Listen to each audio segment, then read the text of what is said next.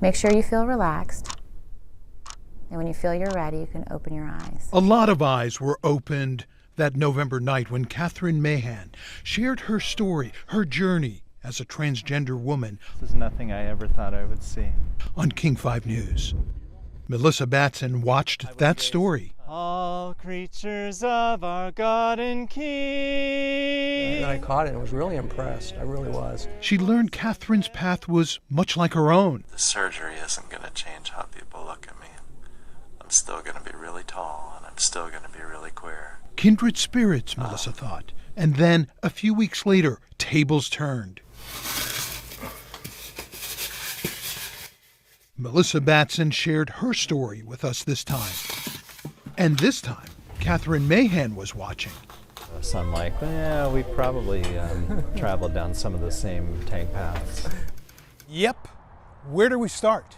The obvious place? The journey itself. Before she was Katherine Mahan, South Prairie Creek was identified a long time ago as a very productive reach for salmon spawning and rearing. she was Monty Mahan. Being Monty meant being unhappy. Before she was Melissa Batson, she was Tom Batson. You were Tom then, Yes. not Melissa. Not Melissa, no. Being Tom meant being unhappy. Each contemplated suicide. You said you learned how to tie a noose? Mm-hmm. Why? Because I was thinking of hanging myself. I had tried a couple of times to remove my maleness with like razor blades.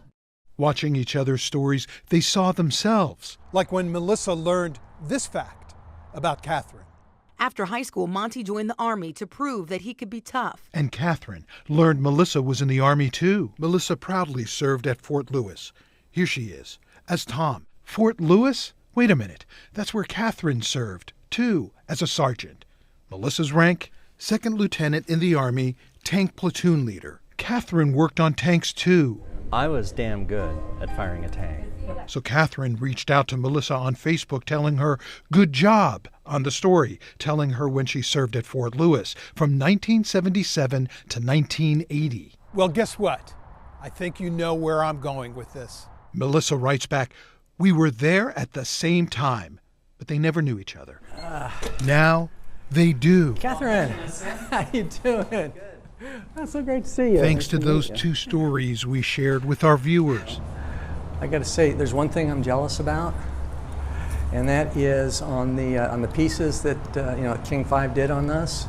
You got more nasty comments than I did. Yes, one more thing they have in common. Viewer reaction to Katherine's story. I find this story absolutely revolting. Viewer reaction to Melissa's story. Just plain sick. And the people that are making those comments have never served. Nasty comments and death threats to Katherine. You know, death threats has been part of my life. I grade them now. Do you? I feel really good about serving the country, and I mean, when people pick at me about being transgender, which happens, Oh, yes. I just look at them and it's like, I have done everything this country has asked me to do. You got to remember that we volunteer at a rate twice that of non-trans population. And according to the National Center for Transgender Equality, There are currently over 15,000 transgender persons serving in the military. they're forbidden to serve openly. There are currently 134,000 transgender veterans like Kat and I. The clothes I was wearing when I was off duty did not change the fact that from the moment they sprang a target up, a mile away, I could put an armor-piercing round through it within 4 seconds. Being transgender had nothing to do with that. I asked them who else they knew in the area. Hi, I'm Rose Shirley. I'm Julie Hall. Barbara Ann Love. Transgender veterans. Show of hands, how many of you served in the military? I'm Judy, and I served from 1953 to 1957. I'm Stephanie Alvione. I served in the Air Force between 1969 and 1973 as Steve. As Wayne. I'd rather not use my real name. Oh yeah, that old name's dead. It's gone. Yeah. Never gonna get used by me again. And each one of these veterans I was an officer in the Marines. served with pride. I'm an American. I was proud to serve. I always wore the uniform with pride. They kept it a secret who they were. They had to. It was my job. It was what I wanted to do. Serve my country. I did it for as long as I could. Given the chance, I'd do it again, assuming I could, be myself. It's what they all have in common, that decision they made to be themselves. They know they're not alone in this fight to win over hearts and minds. It's why they're sharing their stories.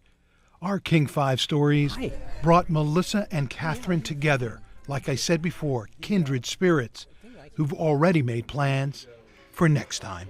Oh, yeah. Yeah, we'll get together again, there's no doubt. John Sharifi, No question. King 5 News.